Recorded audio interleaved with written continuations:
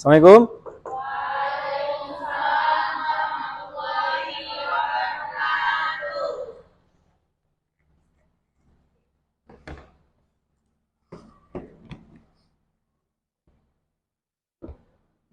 Tolong dibantu. Siapa namanya? Beninda. Dibantu ya. Untuk menyambungkan.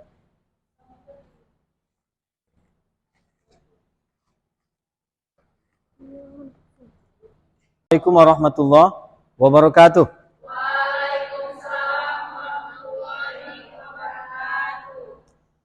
Alhamdulillah, bersyukur kepada Allah Subhanahu wa taala. Berselawat dan salam kepada junjungan kita Nabi Muhammad sallallahu alaihi wasallam. Allahumma shalli ala sayyidina Muhammad wa ala ali sayyidina Muhammad. Apa kabar semuanya, sehat? Alhamdulillah, luar biasa. Wah, ini terasa saya mengajar di sesuatu yang luar biasa sekali gitu ya, di tempat yang luar biasa sekali, karena suaranya begitu menggema, ditambah lagi dengan semangatnya yang begitu menggebu-gebu. Mudah-mudahan ilmu, pengetahuan itu tidak sungkan-sungkan masuk ke kepala kita masing-masing. Ya, nggak mampir dulu dia di tengah jalan gitu ya, langsung masuk gitu ya. Baik, sebelum kita memulai perkuliahan kita pada pertemuan kali ini, Bapak ingin bertanya terlebih dahulu kepada mahasiswi yang menjadi calon guru yang profesional, ahli, dan tentunya yang mumpuni nanti untuk mengentaskan segala permasalahan-permasalahan yang ada di peserta didiknya suatu saat nanti. Ini calon guru-guru PAUD semua ya? Calon guru-guru pendidikan Islam anak usia dini juga semuanya ya? Oke. Sebelumnya kita absensi dulu. Siapa yang tidak hadir? Apa tema kita pada pertemuan kali ini? Ya, Bapak percaya serta meyakini antum-antum semua sudah mencari bahan-bahan, baik itu di jurnal ataupun penelitian-penelitian terkait yang berhubungan dengan perkembangan agama dan moral anak. Baik, sebelum kita mulai ini, kayaknya ini sudah mulai kendor semangatnya, sudah mulai mengantuk matanya, dan kayaknya perutnya sudah mulai bunyi-bunyi ya. Udah berapa mata kuliah dari pagi? Udah 3. Wah, berarti udah sempat sarapan? Sudah sempat makan ya? Hah? Udah, oke. Kita semangati hari ini dulu, pertemuan kita hari ini dulu dengan ice breaking. Ice baking apa? Oh, ice breaking ya. Saya pun seperti itu, kayaknya belum makan kayaknya. Masih ingat nyanyian atau lagu yang bertemakan jari? Masih ya? Oke. Ini namanya jari apa? Jari jempol. Oke. Ini namanya jari apa? Ini namanya jari jempol. Apa? Jari jempol, sayang kalau belajar. Tidak boleh ngobrol. Ini namanya jari apa? Ini namanya jari. Tunjuk apa? Jari tunjuk, sayang kalau belajar. Tidak boleh ngantuk. Ini namanya Jari apa? Ini namanya jari kelingking. Apa? Jari kelingking, sayang kalau belajar, tidak boleh pusing. Oke, tepuk tangan untuk kita semua. Baik, kita sudah ice breaking. Mari sama-sama kita panjatkan doa kepada Allah Subhanahu wa taala. Kepada Ayu, silakan dipimpin doanya. Langsung saja. Sebelum kita belajar, mari kita mulai pembelajaran ini dengan membacakan doa. Silakan Ayu, dipimpin doanya.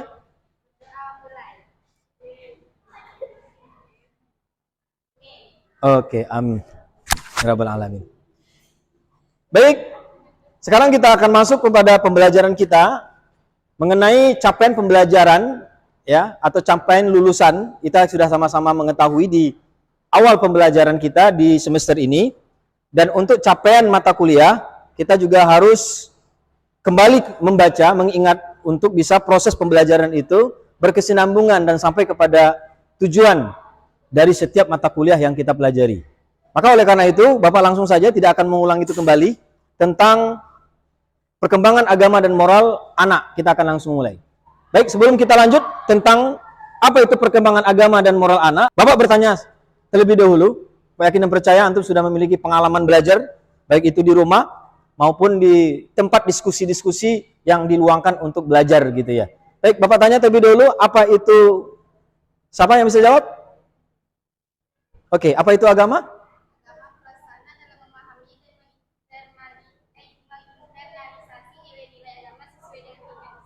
Wah, alhamdulillah. Tepuk tangan dulu lah. Mahasiswa-mahasiswa hebat yang luar biasa. Oke, yang kedua, kita lanjut kepada apa itu moral. Ada yang bisa jawab? Silakan.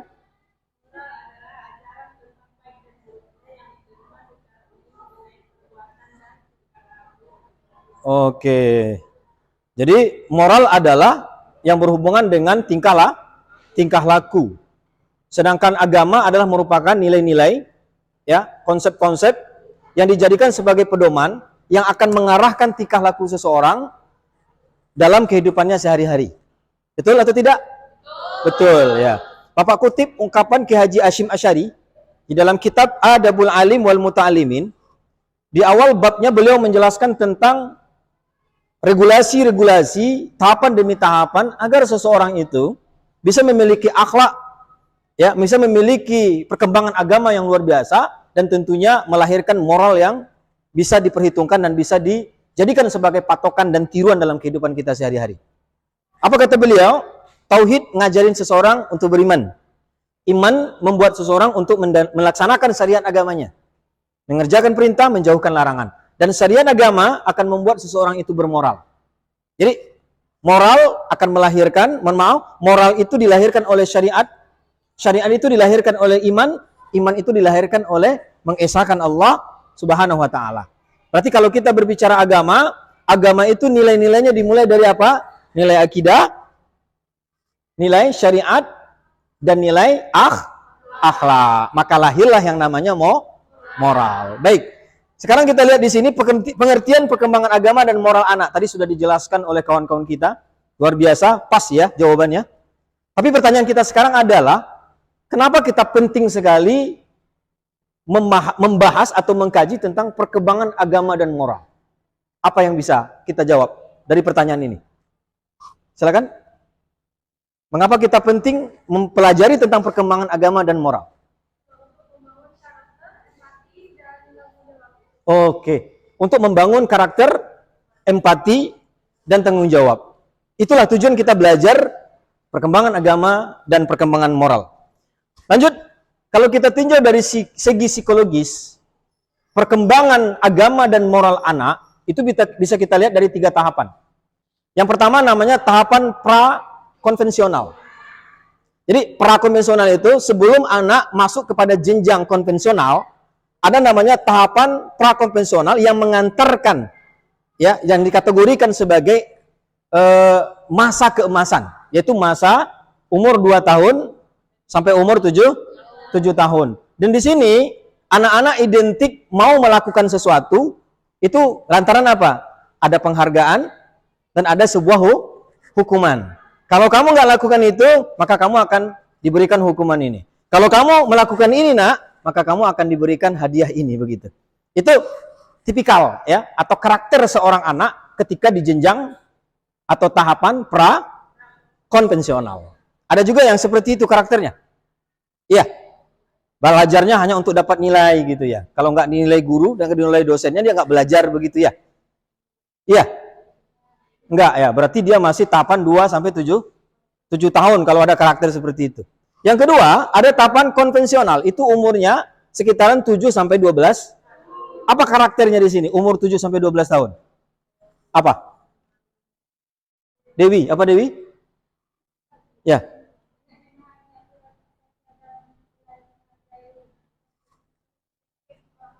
Ya, di sini ada kata kuncinya. Di sini anak sudah memahami aturan sosial dan sudah memulai untuk menghargai perspektifnya orang lain. Sudah mulai berinteraksi dengan sosial, dia sudah mulai bisa menanggapi, mencoba untuk menganalisa dan mencoba untuk bisa ya menghargai perspektifnya orang lain.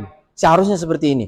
Kemudian yang ketiga adalah tahapan pasca konvensional. Ini usia 12, usia 13 sampai seterusnya.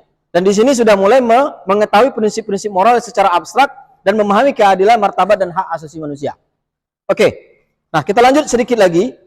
Nanti kita akan coba dalam proses pembelajaran di kali ini ya, pada kali ini kita akan ada sebuah simulasi yaitu role playing ya. Nanti kita akan minta beberapa dari ya antum-antum ini untuk maju ke depan untuk mencoba menstimulasikan ya, mempraktekkan bagaimana seharusnya seorang anak dan bagaimana seharusnya seorang orang tua dan seorang guru. Tapi di sini kita cek dulu.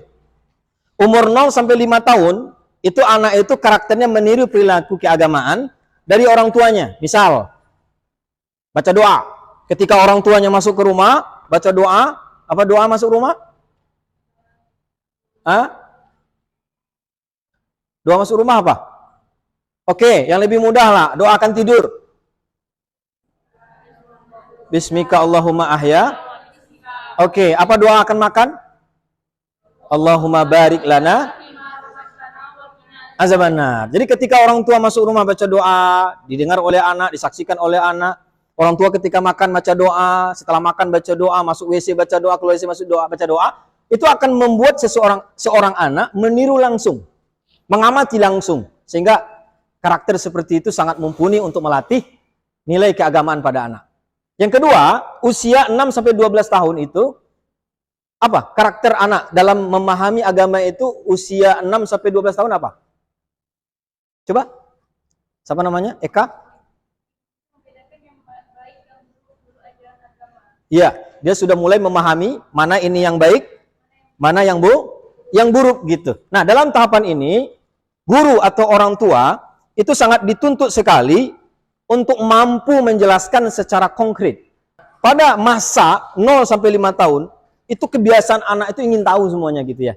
Ingin mencoba mengetahui apa yang dia lihat, apa yang dia dengar. Maka orang tua harus benar-benar memahami itu untuk mengantarkan anaknya ke umur 6 sampai 12 tahun sehingga dia sudah memahami mana yang benar, mana yang salah. Karena di masa 0 sampai 6 dia sudah mencari tahu tentang konsep-konsep itu terutama dari orang tua dan gurunya.